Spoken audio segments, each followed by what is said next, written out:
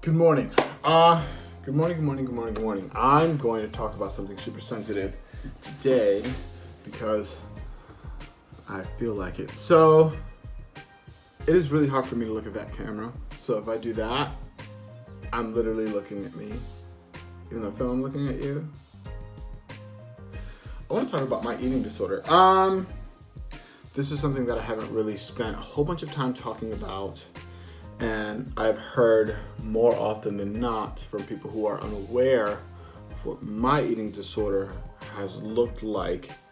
When I was doing the original videos, they were called Stop Being Fat. You can still look up the hashtag and you'll see a crap ton of my videos, including videos of me 120 pounds ago. But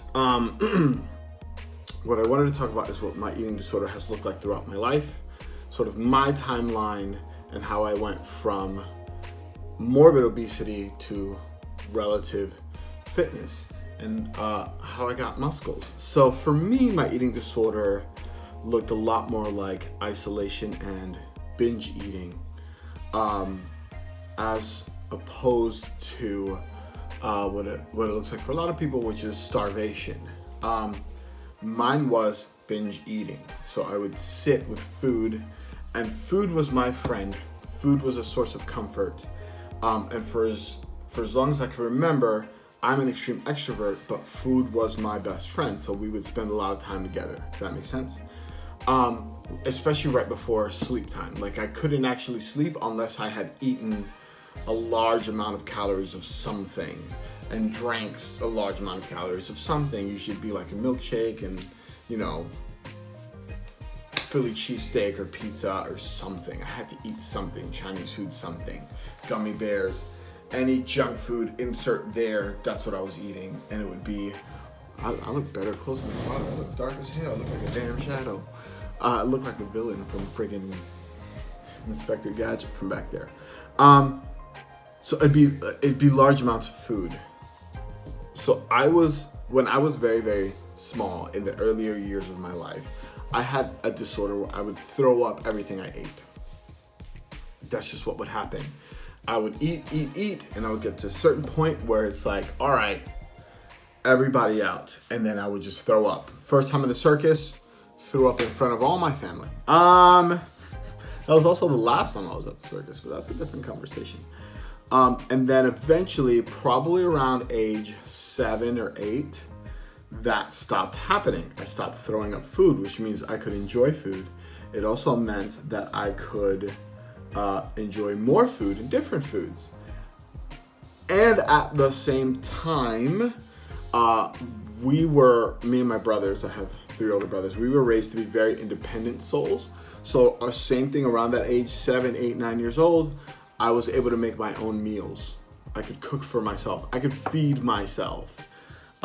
This was in the early 90s. Like I could feed myself, and I was a very independent kid. We all were. We walked home from school. We walked to school 30 minutes. Didn't matter how much snow or rain. We was walking. That's what we did. So that is what I did. I fed myself. And then whenever I was home from school or whatever, if my mom were to feed us, my mom is real old school.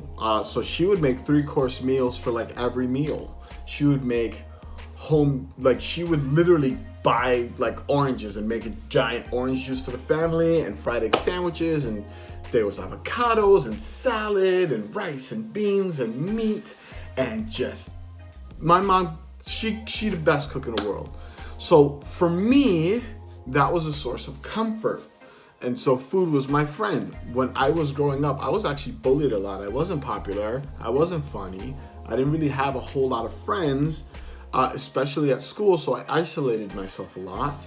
But food provided comfort. I was playing video games. I could play video games 10 hours straight and watch TV, just watch TV until I would get a migraine, and I would just eat. And that's just what it was. So I went from being a very skinny kid, very skinny toddler and small child, to just boom, around age 10, I blew up. I got really big really quickly. And then I had my growth spurt. I would say around 10, 11 years old, I just sort of shot up.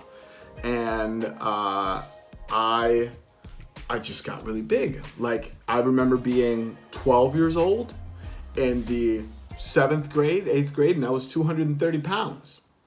I was big. I was 205 pounds in like the 5th grade. I just got really big and I stayed big. And then just kept going. Big, big, big, big, big. Bigger, bigger, bigger, bigger, bigger. Every single year that went by, I got bigger and bigger and bigger and bigger. I graduated high school. When I graduated high school, I went from being about 270 pounds to about 305 pounds. And then around that age, 19 years old or so, it was a process of yo-yo dieting, where from binge eating, I would try to do the opposite, and I would over-spiritualize it. As a Christian, I would go, oh, I'm gonna fast, I'm fasting, I'm gonna do it for the Lord. When the reality is, I just wanted to be thin so I felt attractive, so I can get some courage to talk to girls, because girls weren't talking to me. So I would do these crazy yo-yo diets. We did like a Daniel fast, which is essentially I was a vegetarian for, 3 weeks, and then I'd lose 30 pounds. But then when we were done, I'd gain 40 pounds. And then I did a 3-week long fast where I drank nothing but vitamin water for 3 weeks. I did a 40-day fast where I did only juices and just like orange juice and apple juice, and I would lose 45 pounds, I'd lose 50 pounds, I'd lose 65 pounds, I'd go down from my biggest at 305, then I'd go down to like 245, then I'd shoot up to 295, then to 260, and it was sort of that bell curve. And then at my biggest that I had ever weighed in my adult life, which was the very beginning of the Stop Being Fat videos, I was 27, 28. And at my biggest weigh-in, that's the biggest that I was stepping on a scale, was 316 pounds.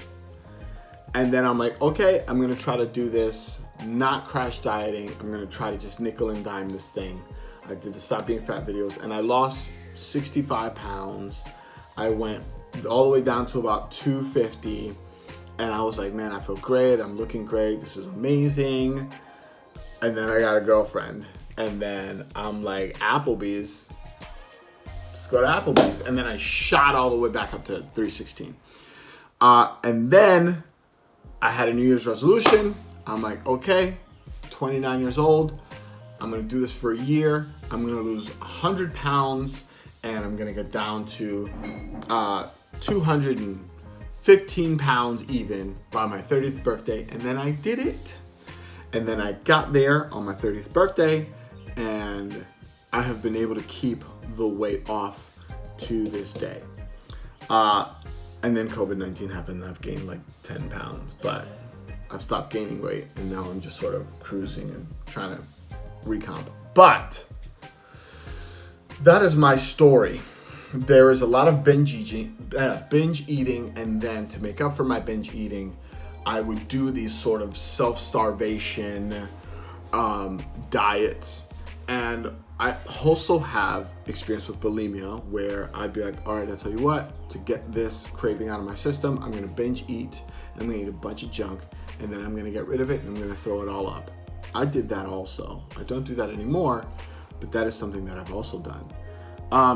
Just to sort of get healthy. But more so, it's motivated by the idea of getting sexy. I want to be hot so I can get girls because I wanted love. I'm saying all that to say this. I'm good now, and I don't have an eating disorder anymore. I eat normal food, and I love it, and I eat great, and I no longer have a relationship with food. Food is now a tool, as it should be. Food is fuel and is an energy source, and I enjoy it, and I have a great time, and everything I eat, in my opinion, is delicious.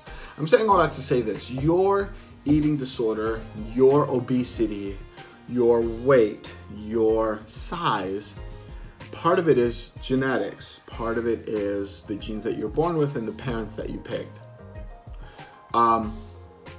And to a greater extent, it is also the choices that you've made with your food, and a big chunk of that is your emotional health, your emotional well-being. who you are on the inside, what motivates you. Until I was able to figure that out, I was continually yo-yo dieting. The way I broke that cycle was I realized that this was an emotion thing and not just a taste thing, not just a food thing. This was an emotional crutch, and I needed to learn how to love myself well at a size that I was not comfortable with in order for me to connect with my body, to stay consistent enough to disconnect food from emotions, so that food became what it was supposed to be and my emotions were something that I dealt with in a healthy way, so that exercise can be more therapeutic than punishment. Exercise is therapy to me. It's not a punishment like it used to be. I wasn't punishing my body for being fat. I partner with my body to help it stay functioning for as long as possible. This is my journey. This is real. I have spent a lot of times weeping over this. I've spent a lot of times being sad and depressed and isolated and angry and furious and just having just night and day. And just I remember spending months just in my room isolated with the door closed, just shoving food in my face. You don't get to 316 pounds by simply eating normal healthy meals. There is a disconnect somewhere. I encourage you to, yes, get a personal trainer, get a health coach, do that. That sounds great, by all means. Get a therapist, get a life coach, get a counselor, get a pastor, get emotional support that helps you pinpoint where food has become your best friend and why food is actually your worst enemy, and why food does not help to serve your health, but is creating a place of your demise. Food is not a reward. Food is not a girlfriend. Food is not a best friend. Food is not a relationship. Food should never be a source of comfort. It short circuits you this way. We do the same with alcohol. Some of us don't have a problem with food, but we have a problem with alcohol. We have a problem right now with marijuana because it's legal and we just disconnect, we disengage. We have a problem with video games or whatever. We all have vices. Some of our vices are more scary than others, but food is a vice for many, many people. I learned how to deal with that. You should too. This is my story, a very brief synopsis of my story. If you want more, send me an inbox. Let's have a conversation. Let's chat. Let's connect. Let's talk about it. We can chat it up and make it happen and have some really great conversations. That sounds awesome to me. But connect with me, inbox me. Please share this video. Like it, comment it, share it, subscribe, send this thing out. Let other people hear it. Let other people.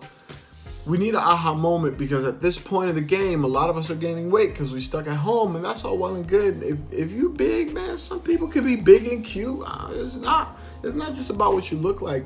Your health, emotional or physical, are both equally valid and important. We should address that, and we should care about that sort of thing. So that's it. That's all I got. I love you. I care about you. I think you're doing the best you can.